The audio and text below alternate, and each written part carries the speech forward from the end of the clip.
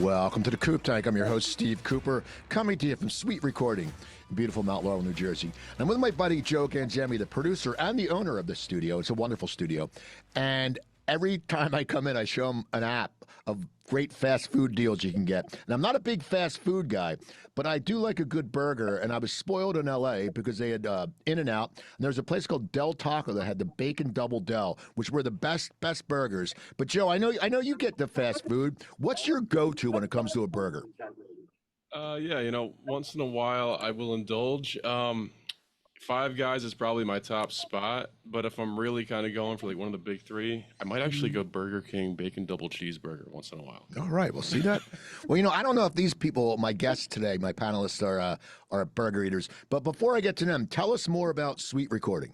Absolutely, Coop. Thank you. Yeah. So at SuiteRecording, we help brands and businesses to leverage the power of podcasting, YouTube, and social media content.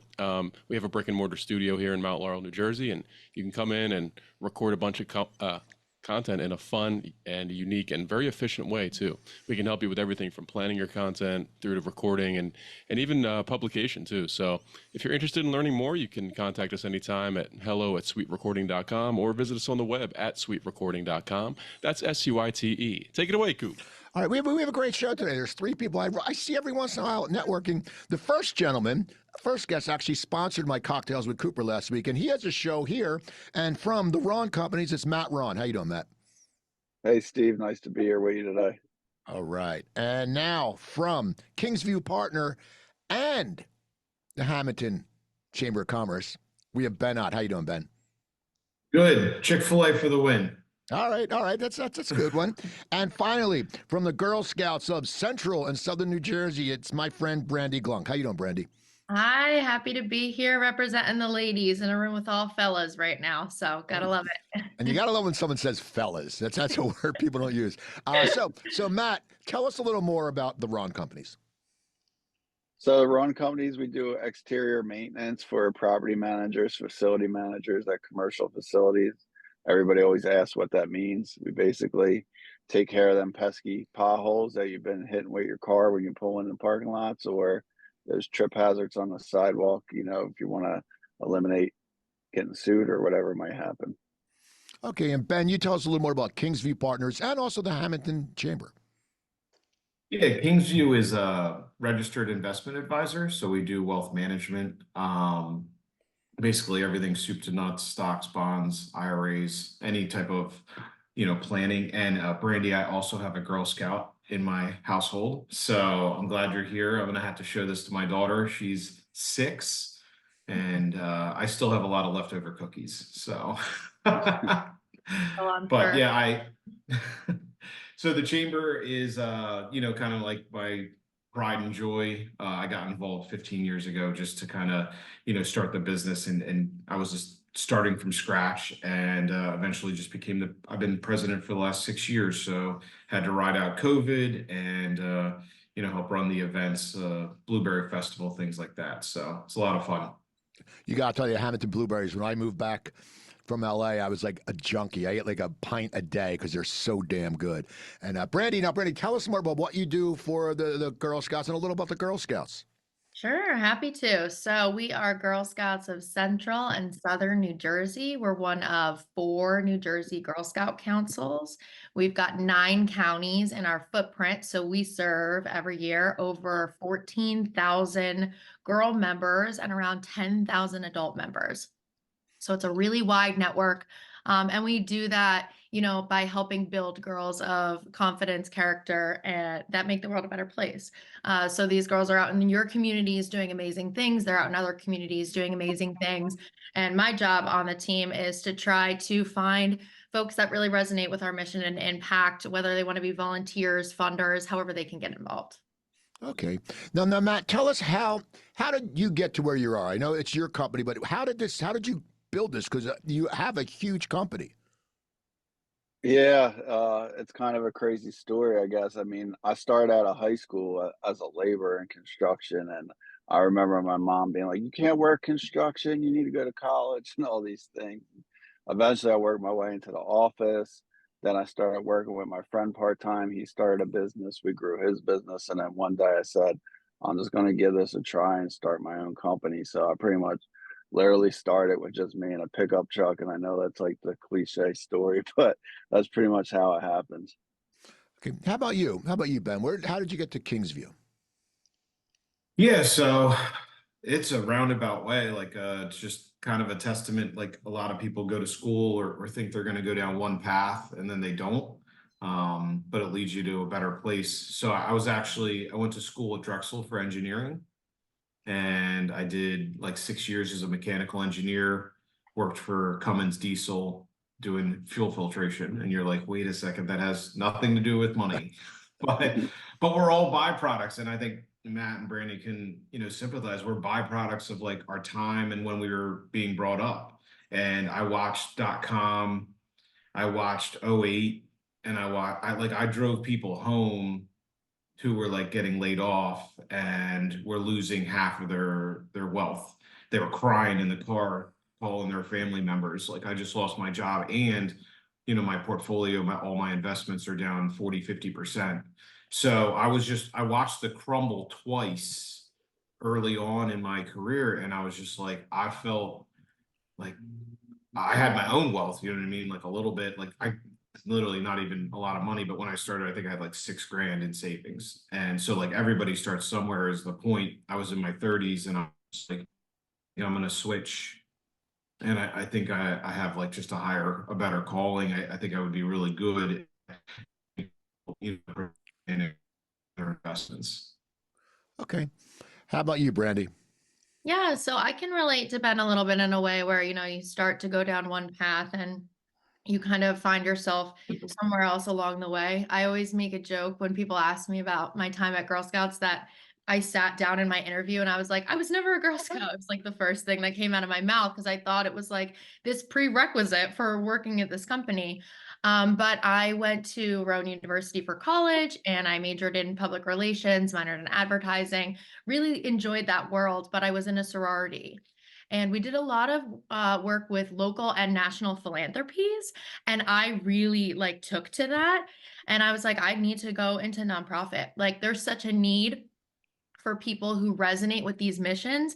And the work that we do is really important. And you have to resonate with the mission to wake up every day and to go out and be your best self and to show folks what it is that you do and what your organization stands for. So that's kind of how I ended up where I was. Okay, I'm going to stay with you for this one, Brandi, and then we'll go around. And you always see on LinkedIn and social media how people are always like, "I love my job," and sometimes you're like, a lot of people are just full of shit. Okay, we all go through down points. We sit there, but when it comes down to what is it, Brandi, that you do love about your job? Because no one can just say, "I love my whole job," because there's always you deal with people. But what do you love about your job? Absolutely. So you'll always hear people in nonprofits say, oh, we wear so many different hats. Small business owners say this. I mean, a lot of people, you can say it in life itself. That's something I really do enjoy about my job. I think I'm getting great experience. And this is my first career out of college. So, to be able to touch so many different types of work is really important to me and something that I like. Every day looks different, which is fun. But the real reason I love my job is the kids. I mean, to be able to see girls have amazing experiences and to watch them grow. I've written college recommendation letters for girls who have gone on to get scholarships. So it's really the kids that make the job so amazing. Okay, how about you, Ben? What do you love about your job? Yeah, like I think just for me personally, I always wanted to have an impact. It's one of the reasons that I was motivated to leave engineering, and a little sidebar, like I just felt like engineering was, largely being outsourced and shipped overseas. So like there was less hands-on, less direct impact to people's lives. And so the best thing about wealth management is like you're part of the family. Like at the end of the day, like you start working with a family or a person, like you're there for everything. Like some of my clients, I've been doing this for 15 years. Like I've watched them have kids, I've watched them grow up, I've watched them switch jobs, I've watched them get divorced. And you get into people's nitty gritty, the stuff they don't even want to talk about. They don't even talk to their spouse about it. And so sometimes they come in and they're like, I just can't tell her, but I'm worried about me, or I'm worried about money, or dying or whatever. And so you get into these really intimate conversations, and that to me is, gosh, like it's so cool to have like a real, like tangible impact on people's quality of life. Okay. How about you, Matt? What do you love? What do you love about the Rahn Companies in your job? I mean, I just love the opportunity, like I said, from my beginnings, and I like to share that with other people, to try and help promote them. I speak a lot at high schools and try and teach the kids about careers in construction and the opportunities that are going to be there. Um, and then outside of that, I serve on the board for the Boy Scouts for the Garden State Council as well. So I get, what she mentioned there about really trying to make an impact on kids. And I think that's something that's really needed now. And that's honorable that, to be able to choose that as your career because you want to give back. Oh, we got the Boy Scouts and the Girl Scouts. That's pretty cool. I never thought that. All we need is the Weeblos. Is there anyone work for the? Anyone know? Okay, hell with that then. Okay. So, okay, we know what you love about your job, and they're all great answers. And you can't like everything about your job. It's like anything. If I interview someone and they're crappy, I don't like it. If I do comedy and the crowd is, I'll go and crawl into a fetal position. Like I suck, even though could have like 5 good shows. What is something you don't like about your job, Ben? And be honest. I mean, it's not that hate. I mean, if there's something you hate, that's fine. But what's something you don't like? Yeah, I mean, you're dealing with a lot of personalities, and I think sometimes, like, no matter how well you lay a plan out, like the markets can, for lack of a better term, like they can do what you're not planning on doing. Like you can lose money, and it ends up being my fault, even though I can't control it. And sometimes some clients, like, because for me it's a job, right? But for them it's like their life savings.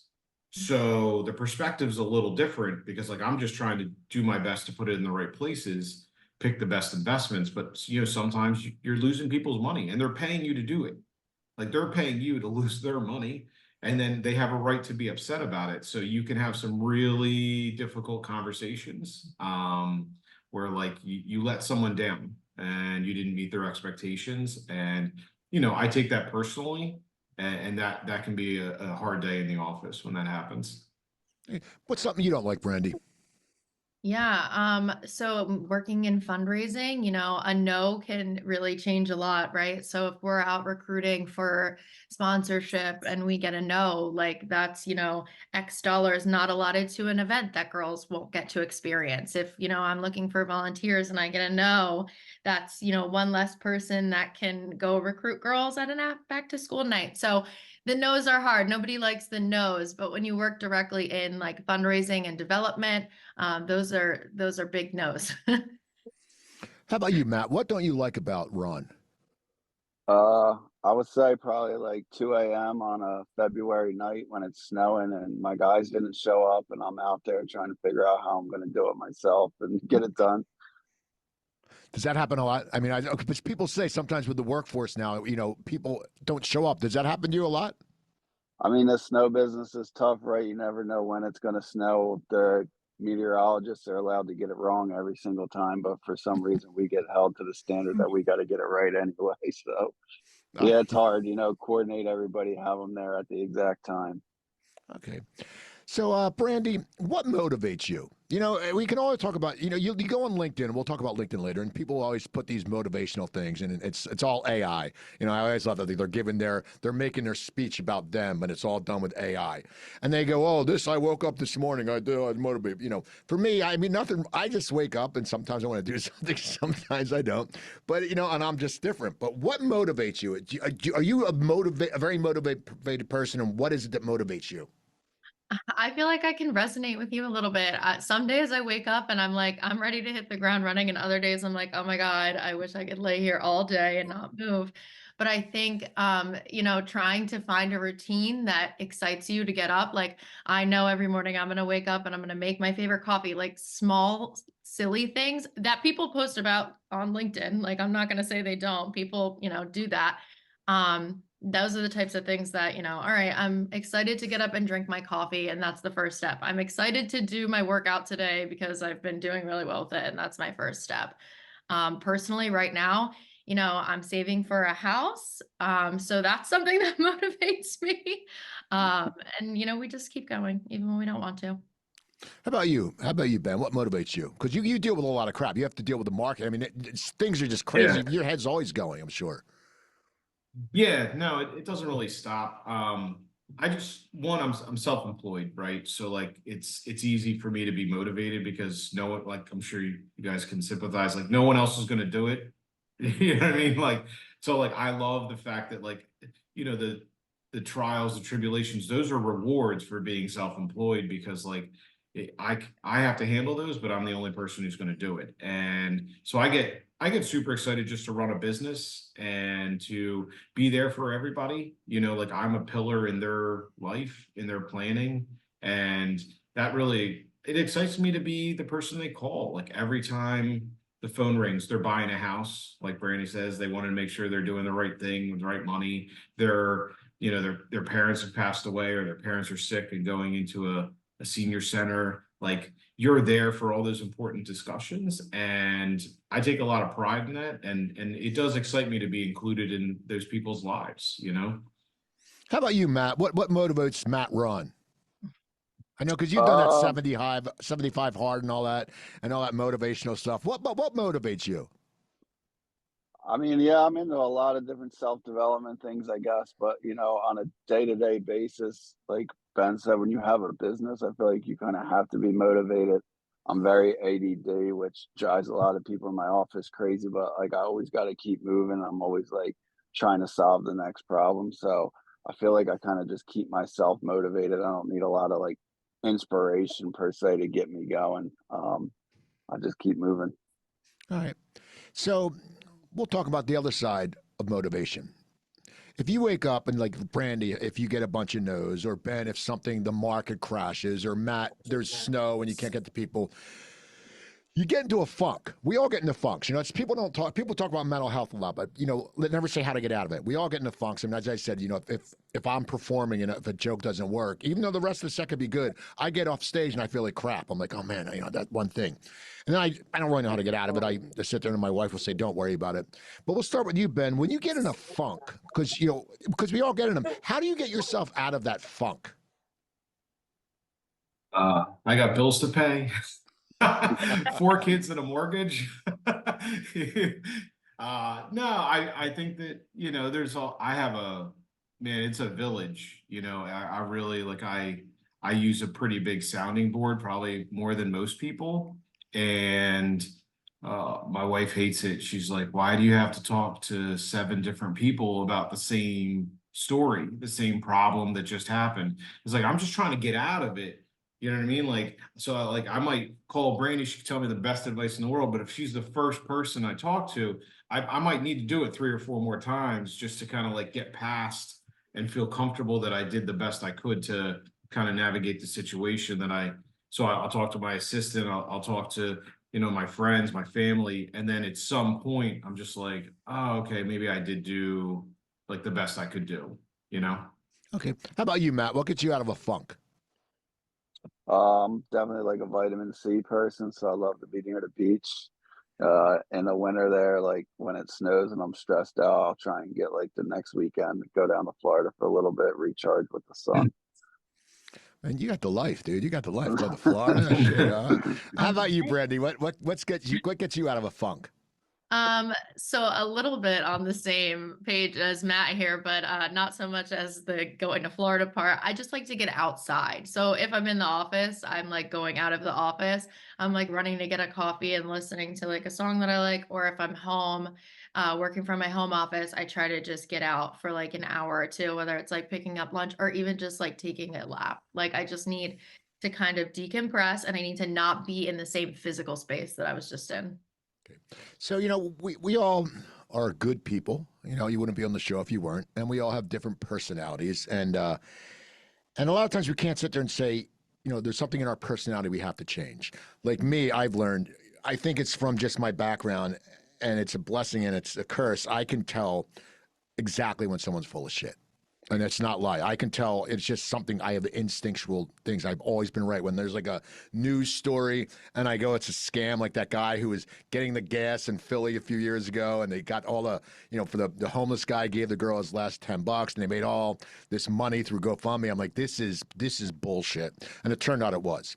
And I've had to learn that when I go to events, when I run into someone who I know is full of shit or phony, I've had to learn to not shut them out, like, because you don't want to alienate people. You want to make them feel comfortable. So that's a thing in my personality I knew is a weakness, and I am working on it. Some people I just don't, whatever. But what's a personality trait, Brandi, that you know about you that you need to overcome it?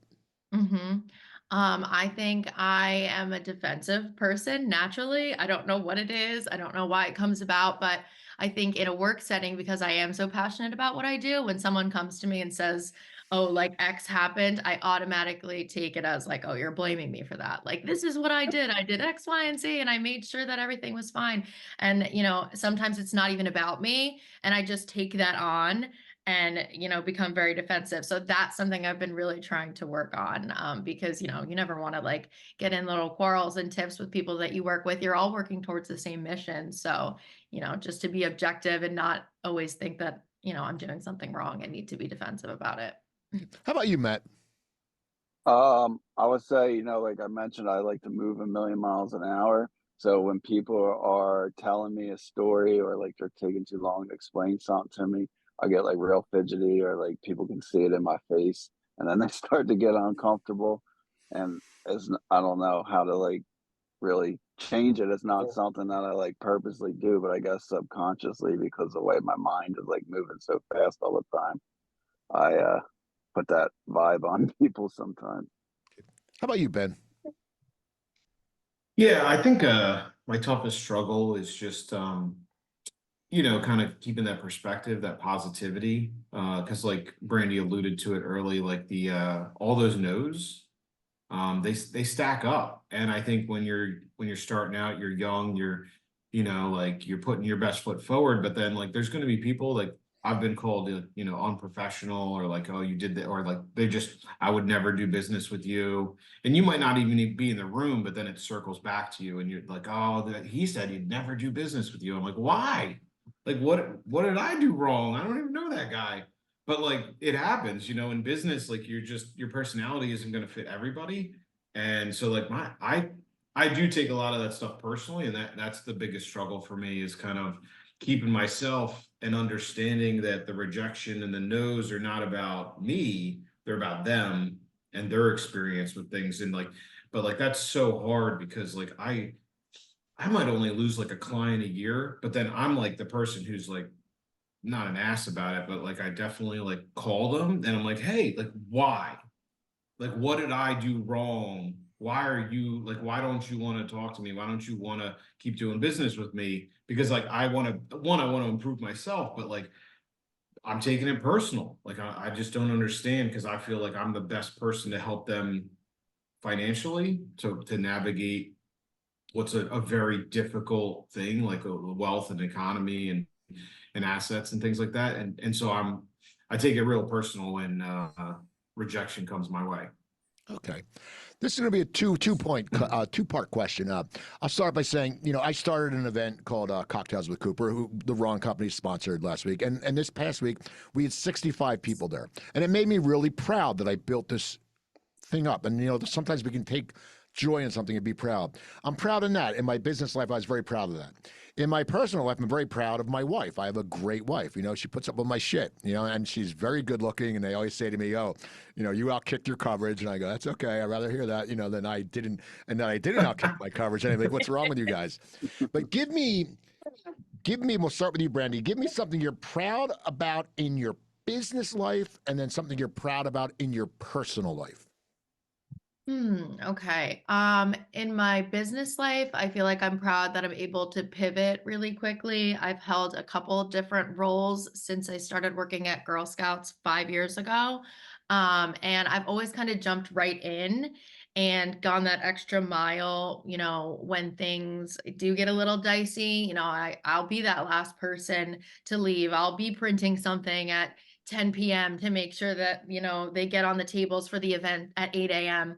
So that's something that I take a lot of pride in. I'm always willing to go that extra mile and pivot when I need to pivot and, form into a new role when I need to do that.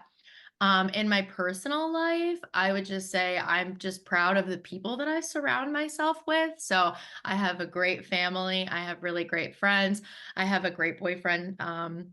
His family is fantastic. And I think that reflects back onto, yourself, that these are the people that you're able to choose to be in your life every single day. And they're doing amazing things. And, I'm proud to know them and to be near them and have them rub me. How about you, Ben? What makes you proud? Because you got a lot of stuff going. You got 4 kids, you got a chamber, you got your own company. I mean, there's got to be stuff that just really stands out to you. Yeah. So professionally, it's easy. Like I wasn't in finance. I didn't have a degree in finance, and I didn't take over a business. And I'm sure, just like you guys, like there's a certain amount of pride when you start something from scratch. That like I started this practice from scratch. I remember I could tell you who my first client was, my second client, my third client, and they're all still with me.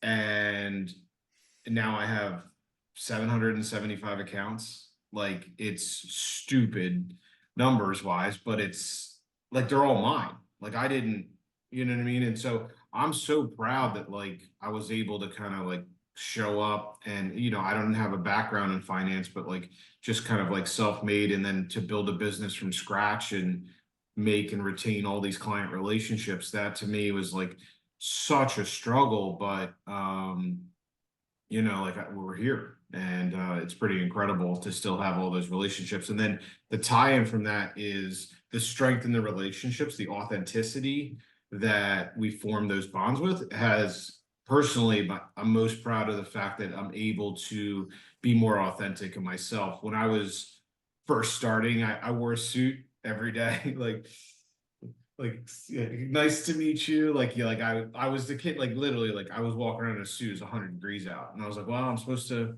look professional. And so like personally, I'm just so proud that like of myself, that I've been able to get more comfortable with who I am as a person, and like move past some of those societal norms and expectations, both professionally and personally, to because I'm a big nerd, and like I was like, hide it, don't, like, no one's gonna like that you're a nerd, like, and so as I've gotten older, I've become more comfortable with myself, and I've embraced the nerdum, the Ben-isms, if you will, and I like who I am as a person, and that's, I think, we talked about mental health, Coop, and it's like I've embraced who I am, and that to me is like, I'm just so proud that I can be myself. And look, I'm wearing a t-shirt to work, you know what I mean? And it's like, that's who I am. So I think I'm proud to just be me. I'll tell you one thing about nerds. Big Bang Theory did so much for nerds. They've made nerds blow up. Like, all of a sudden, it's cool. I didn't really watch that show, but I've been watching, me and Joanne watch it. It is so damn funny. But you love them. You don't even think of the nerds because they're just great. But that has done so much for nerds. It's amazing. How about you, Matt? What's something that you're proud of business-wise and proud of personal?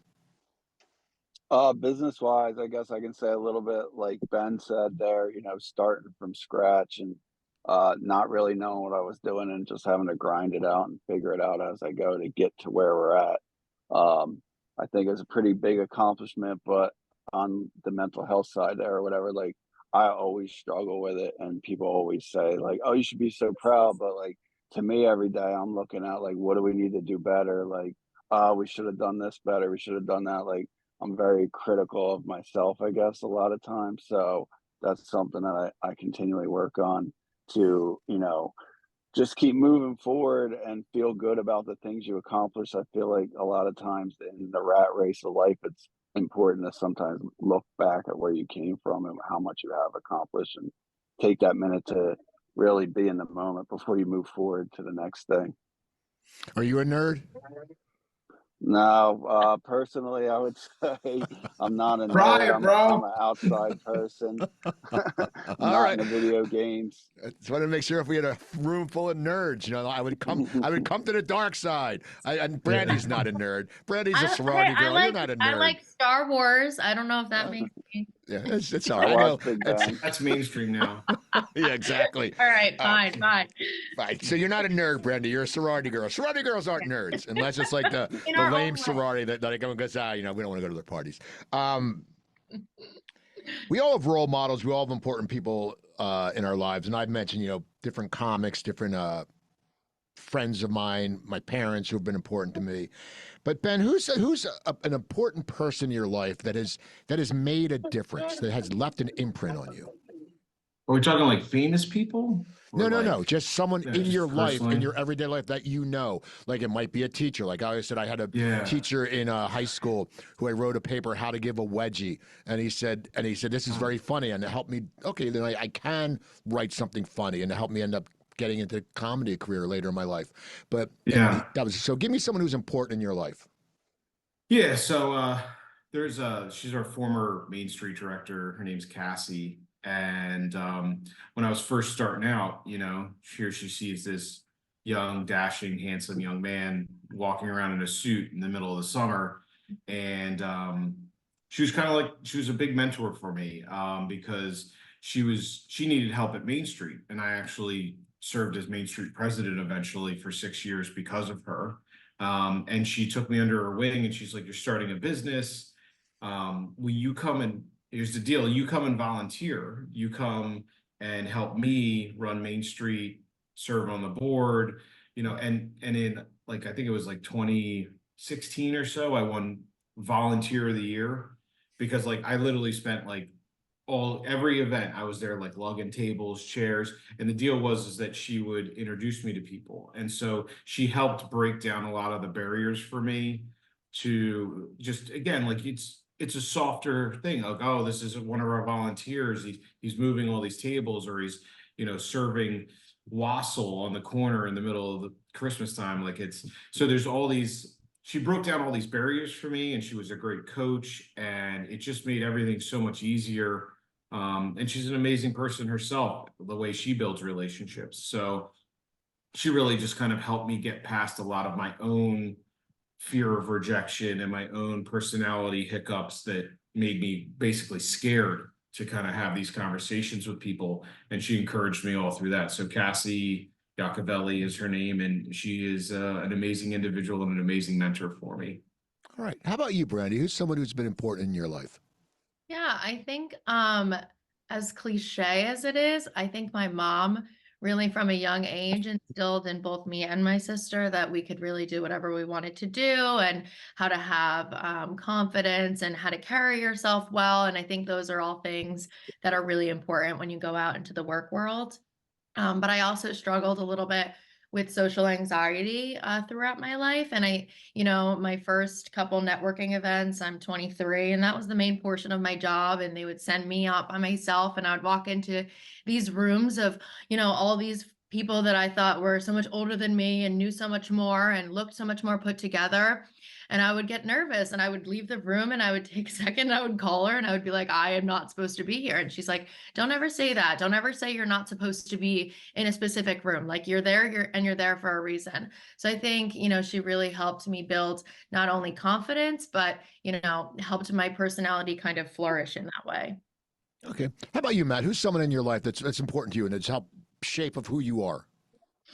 Yeah, so I guess, same thing as Brandy there. I would say number one, my dad, like he just taught me hard work and how to figure things out. Like when we grew up, we didn't have very much, but my dad just like grinded it out every day. And I think I kind of learned from him. And then my best friend's dad, he's the one out of high school that was like, well, if you need a job, you're going to come work with me.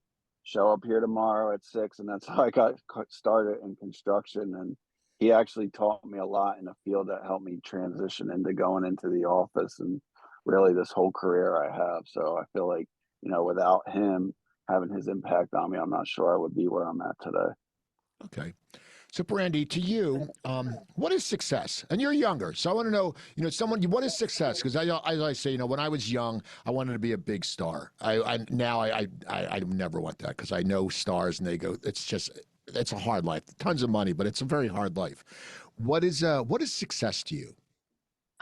Success to me is just being happy and comfortable in life. And that's, life in my career and outside of my career.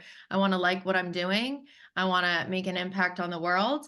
And then, when I close that laptop at 5 o'clock, I want to like the people that I surround myself with. I want to like my home environment, and I want to be able to travel and be happy and just enjoy myself. Like that really is success to me. How about you, Matt? What's success? I think success is like freedom for me. It's freedom to make choices, freedom of time. People always do tie it to money, but I think as people get more money, they realize that maybe that's not the most important focus, and it's freedom to have balance and whatever that looks like in your situation. How about you, Ben? What's success? Yeah, Randy stole all the good answers, which is surprising because she is so much younger and less established than all of us, which is her worst fears. But we definitely have to change the narrative as business people. I think that so many people get tied up on, the cars and the money and the notoriety and stuff. And I think success is waking up happy. Like if you can wake up and you are surrounded by the people you love and you talk to and spend time with the people you care about, and you have, as business owners, I'm sure you guys agree, you have the capacity to do that. Like you have the time in your day where you can connect with your people. And that's success to me because I left, like I used to work for another company and I left there because there was so many requirements of my time to do the corporate things, the corporate bureaucracy crap that was all, like do this, go there, make sure you meet these quotas and stuff. And I have 4 kids. And so for me, like success to me was having the ability to still run the business. And now I have the capacity to still have time to spend, like I get my kids on the bus and off the bus every day. I drop them off at school. And I get to talk to my friends throughout the day. Like there's nothing better than waking up happy. And that to me is the ultimate form of self-employment, entrepreneurial, and life success. Okay. So we all network, and that's how I met you all. And let's say you want me to introduce you to someone in my network. And you come up and say, hey, yeah, Steve, can you introduce me to this person? What do you want me to say about you? What do you want me to tell them some of your strong points are? Like I said this last week. I was having coffee with someone and they said, the thing about me is I have credibility. And that meant a lot to me because people know I'm not full of shit. Which hopefully, maybe I'm just making this all up and I am full of shit. But no, what is something? So Ben, if you want to meet one of my people I know, what do you want me to say about you? What is a strong point where you go, oh man, Ben's just a great dude. And they go, well, why is he a great dude? And I say this, or why they want to do business with you. What would I say about you? Yeah, the best thing about my business is I designed it so that I have skin in the game with every client. Like I just charge a flat percentage rate. And so when people deal with me and people talk to me, like there's no quotas, there's no bias. Like I have skin in the game to make sure you succeed. And so you're getting an authentic, unbiased opinion like that. I am on your side. I'm on the same side of the table because like if it's 0.5% or 1% of your account, like I want bigger account. I want you to have more money. I want you to be, if I suck at my job and we lose money, like I'm taking a pay cut with you. I'm losing money with you. And so the relationship, and you're getting such an authentic relationship where I am on the same side to make sure if I can take you from, this lowly start to multiple millions of dollars, then like I have skin in the game to see that process through to a success. And if we don't do it and we fail miserably, like I lose a client and I take the pay cut every step of the way along with you. So I love that connection with people. And that to me is, there's an authenticity to it. I'm not here to push a product or push, a commission or something like that. Like it's just a flat fee and I want to see you succeed. How about you, Matt? What do you want me to tell someone? You know, it's a strong point about you that you want me to tell someone when I introduce you. I would say personally, first, I like just helping people. I like connecting with people, understanding who they are, and like exposing them to what I've learned or what I know, or people I may know that can help guide them. In my journey early on, I didn't have a lot of people to rely on. So I like being that resource for people. And then in our business, we're a service based business, which a lot of people say, but I always try and, preach to my team that service means we're there to serve our clients and give them a product that makes their life easier. We're not just there to cut their grass or fix their concrete. They rely on us in these commercial places to keep their operations going, communicate with them, and get the job done safely. So, it's kind of twofold there, but I really enjoy helping people, put people in a position to succeed and letting them live out their opportunities. How about you, Brandi? Yeah, to steal a little bit of Matt's answer, I do love helping people. That's something, that's the reason I wanted to go into working in a nonprofit and why I love philanthropy so much. So, I would say that I'm trustworthy and I'm empathetic, and those are two qualities I really pride myself on. My driving factor is to give girls great experiences through Girl Scouts, right? But I want to give everyone that interacts with me great experiences. So whether that's person to person, someone I can introduce someone to, or some way to get someone involved in anything in my realm of worlds. So, as I said earlier, I've met you all through networking. I met Brandi through the chamber. I met Matt through a chamber or something. I met you, Ben, through the Hamilton. And networking is such a big part of business now. And there's things I love about networking. And there's things I really don't like about networking. But Ben, what's something that you really like about networking? And what's something you really don't like about networking?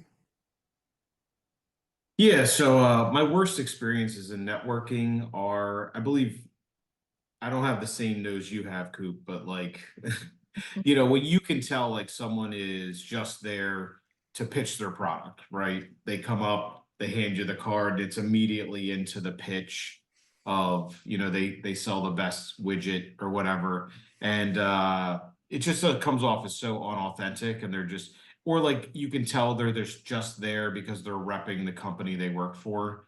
So the lack of authenticity, I think, from some folks, and it's not their fault. They're pushed into this situation to meet a quota or meet some type of job requirement.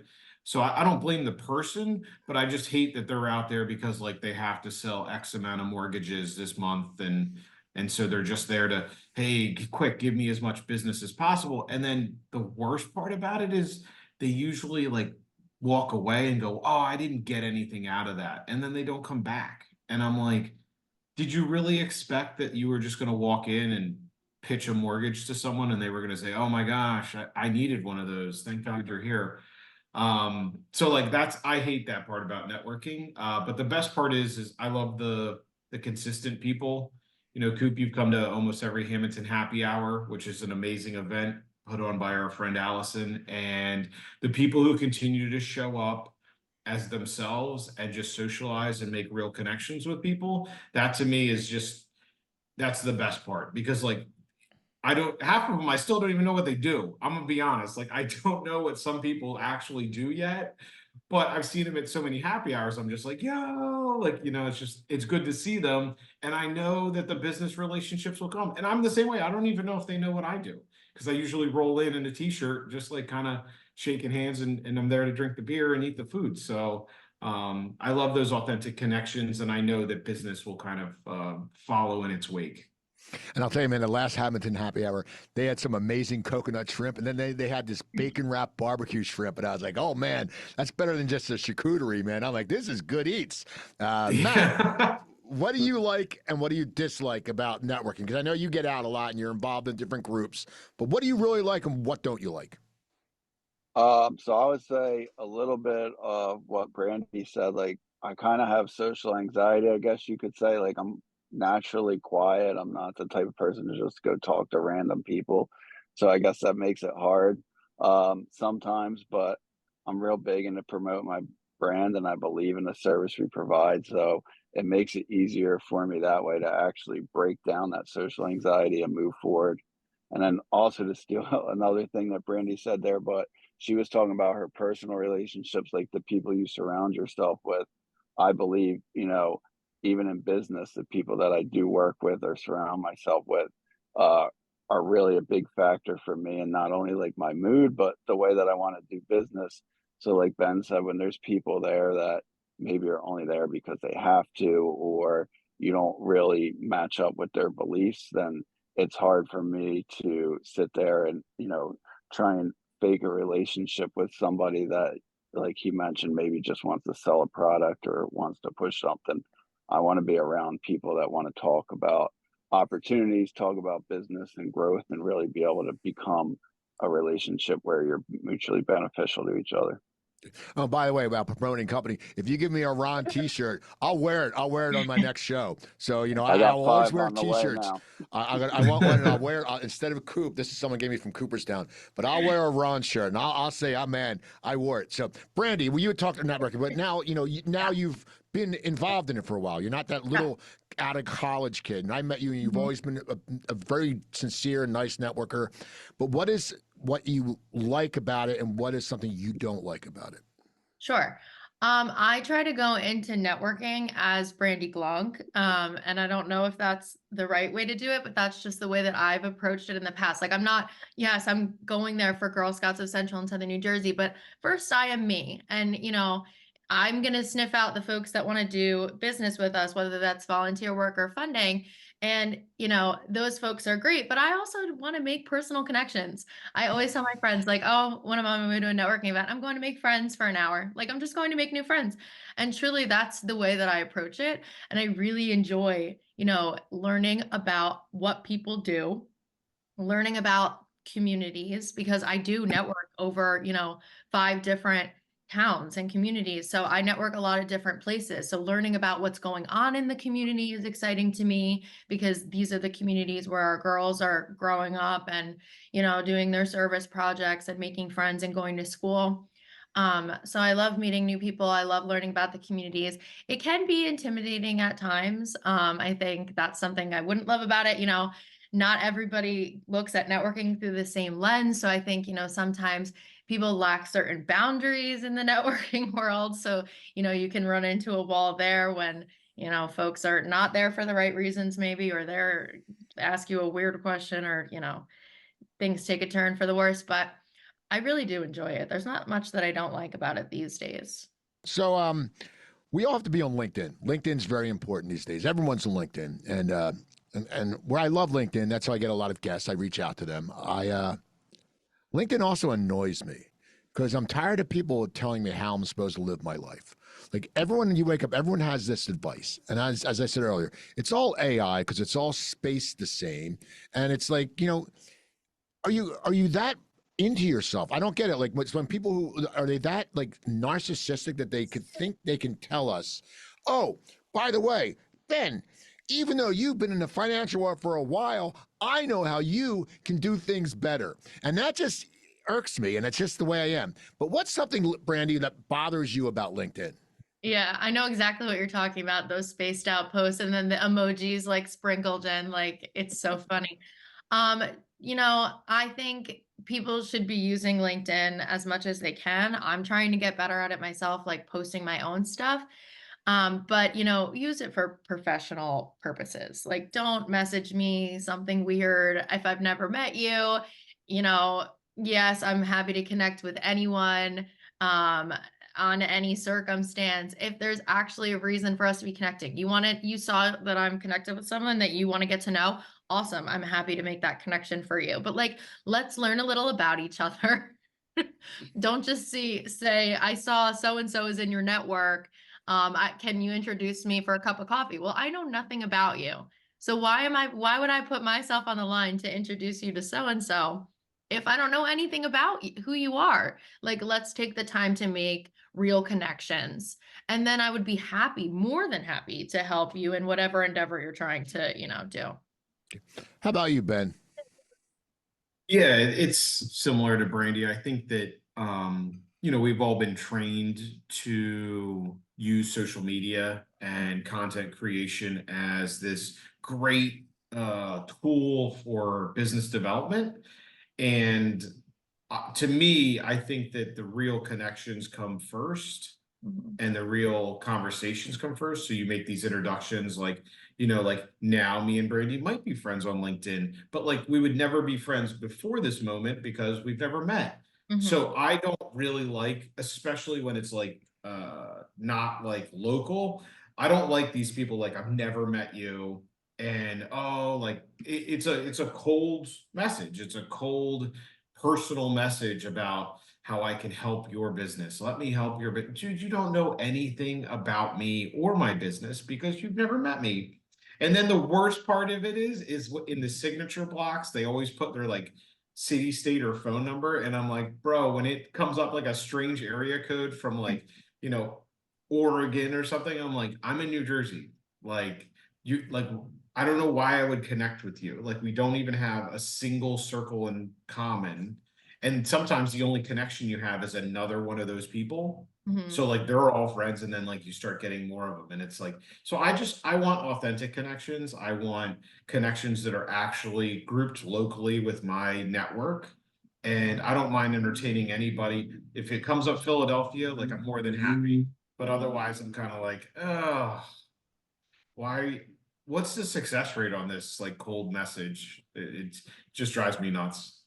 Whenever I post my show, I get like 4 YouTube people, like we're YouTube specialists, friend requesting me, and I'm always like, how do I like meet people in common? Because these people, yeah, it's just I think sometimes people do like to build their connections. Like on Facebook, I had a huge thing, and I was like, I don't even know half these people, so I just started getting rid of people. What I would do is if it was their birthday and I really didn't know them, the next day I unfriend them just so I could weed them Happy out that birthday, way. goodbye. I didn't want to do it on their birthday. I say happy birthday, then weed them up. Yeah. So now the next thing is business books, and I don't know if I don't read them. I don't read business books, but I always like this because some people really are into books. And what's a book that's made a difference for you? I mean, it could be business or personal. But Ben, is there a book, a certain business book, or even Yeah. certain that's made an impact on you? Yeah. So I read this book. It's John C. Maxwell, and it's called Everybody Communicates, Few People Connect.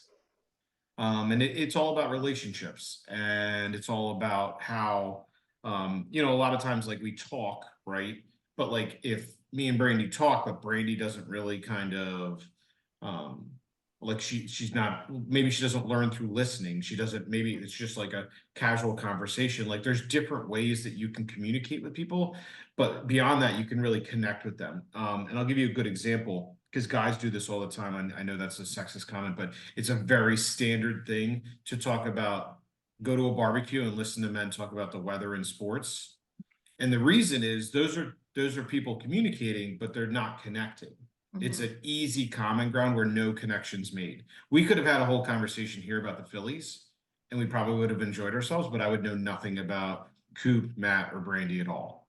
Right. So it goes, the key is to get away from those comfortable connection zones. And the book talks about that. Never, if you're trying to build a relationship with them, there's no reason to talk about the weather. They know, they went outside. They can look up on the app just like you did what the weather's doing today. But if you want to build a real connection with someone, there's topics that you can lean towards where immediately, oh, Brandi, what do you do? Well, now she's talking about work, and that is about her. And then all of a sudden I'm understanding, like I already know why she's doing this, why she has the passion, what she enjoys about it. And Coop, the questions you're asking are immediately cutting to the connection aspect of relationships and moving past the basic like small talk, if you will. And so John C. Maxwell, Everybody Communicates, Few People Connect, is an amazing book, and it will help you in your business and in your relationships because you can kind of move past some of those. They're easy talking points to make small talk, but you're really not doing yourself any favors from a business standpoint or from a personal standpoint when you just lean on sports or the weather or things like that. Okay. How about you, Brandi? I like a good beach read, so I don't have anything profound. When I did first start working at Girl Scouts, my boss at the time was like, oh, you should read Strength Finder. So I did read Strength Finder, which I think is useful, especially because I came in right out of college to kind of see, you know, what areas I was strong in and what areas maybe I needed to focus on a little bit more in business. So I would recommend like for young folks to read that book, or even just if you haven't read that book and you know you're out and you're making connections, to look to see where your strengths kind of lie. But aside from that, like I really do love just like a good fluffy fluffy book to get my mind like off other things. It All helps right. me decompress. Nothing wrong with that. So Yeah. finally, our last question. Someone comes up to you and they could just be getting started in work. They could be changing careers. They could be getting out of high school, but they want to know, you know, what's advice you would give them? Like, what do we do to make this work? You know, how do I establish myself in business somehow? You know, what paths do I take? What knowledge they want you to share your knowledge. Brandi, what would you tell someone? Because you work with young girls, so you probably do this a lot, but what do you tell them when they come up to you and they want advice from you? Just to use every resource that you can. And sometimes you have a resource that you don't think is a resource until you sit down and are going through your mind on who can I contact, you know, where can I turn when I'm looking for this or that. Like I said, I've written, you know, recommendation letters for girls for college. Like they might not, you know, think that I'm a resource because I work at Girl Scouts and we've only interacted when I needed volunteers for something or when they're doing a program, but I am a resource for them. So I think just use every single resource that you have and connection, and sit down and think about where those resources might come from.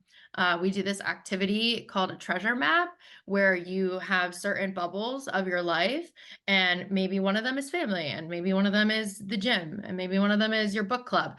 And you write down folks that are kind of like-minded like you. Those are people that are resources in your network. You know, they can help you. They know people that you don't know. Okay. How about you, Ben? Yeah, so I'm going to use a visual just so you can kind of picture it, because like this is how I did it. But like I always told young advisors and young people in business, I'm like, you have to put yourself in a situation to get lucky. Because there's all these success stories, right, where we talk about like, oh my gosh, I met this person, or oh my gosh, this amazing thing happened, or I got this great lead. And you have to continue to put yourself in that situation. And so what I want you to visualize is it's very much like if you've ever been to like the circus or a fair or something, the spinning plates. So like the guy puts the plates on a stick and he spins them. And then once he gets that one going, he can put it down and he can grab another one and spin it up. And then he's like balancing like 10 plates on sticks and they're all spinning. Business is very much that exercise. So I would tell you, like, you know, so you're going to say like, oh, well, I got to do networking, right? Spin that plate, get on a couple networkings, you're on your calendar, they're on your schedule, you start building those things, that plate's moving, right? And then you can say, okay, now I'm going to start to get engaged civically and I'm going to donate some of my time to a local nonprofit and meet people that way. And you start spinning that plate. I'm going to do Facebook posts and create social media content, and you start spinning that, or your YouTube channel, and you're going to be on a podcast. And it's a constant thing. Like as soon as one starts to slow down, you have to go back and kind of like start getting it going again. But you're constantly putting yourself out there, because you're not going to meet any people sitting on your couch. Like literally, like when I first started I took over the grocery shopping because I was like, what better place to run into people than go into the grocery store? Mhm. Like, am I going to meet a new client on a Sunday sitting at home? No. And so literally something as simple as like, you now do the grocery shopping, and young advisors would be like, well, why would I do the grocery shopping? Like, because you're going to meet someone there. Like you're going to run into people you met at Girl Scouts, Mhm. at school, through your kids, through your civic obligations, and through your networking. And so like you got all these things, and now you're meeting them in the produce aisle, you know, just like saying hi, and you're slowly building that trust and building that relationship with them. So it's a constant process, but you have to continue to put yourself in a situation where you can get lucky, right? Because, oh my God, you never believe the relationship I built with this amazing person. Yeah, you did that on purpose.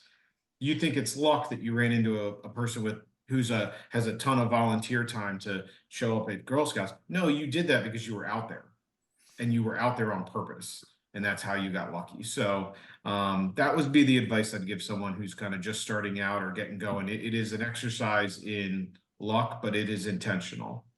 All right. Well, this was great. And I'm bummed Matt disappeared, but that's okay. Brandi, how can people get in touch with you? People can get in touch with me via LinkedIn, our favorite place, or via email, bglunk@gscsnj.com. If you can't find me via email, go to gscsnj.org, look through our directory, but also just poke around the website and see if you can find anything fun on there. There's ways for everyone to get involved with Girl Scouts. How about you? How about you, Ben? All right. So the best thing you can do is come to Hamilton and literally go anywhere where there's food or alcohol, because I'll probably be there. So you can come to the Hamilton Happy Hour. You can come to any chamber event or meeting. Email's probably the worst way, but like meeting in person is always best. So if you come to anything in Hamilton, if you have to find me on Facebook. It's just Benjamin Ott, Kingsview Wealth Management. But at the end of the day, like, I'd love for you to come to our town and celebrate and enjoy some of our fine dining and restaurants and things like that. All right. And people, Matt Rahn, you can go to the RahnCompanies.com. That's RAHN. You can always reach out to him. And he's also on LinkedIn under Matt Rahn. You can reach out to me. You can send me an email, the Coop Tank at yahoo.com. If you want to advertise on this show, hit me up. The people who are on this show are shakers and movers. And the people who watch the show, a lot of them are shakers and movers. So it's a great way to get your company name out and your brand out. Also, May 18th at Soundplex Studios, we have another edition of Speakeasy Stand Up. It's a twice a month comedy show I host down there at the Soundplex Studios. Unbelievable space in Pennsauken, 2 levels, lots of art, 3 stages. So you can hit me up once again, the Coop Tank at yahoo.com to find out more about that.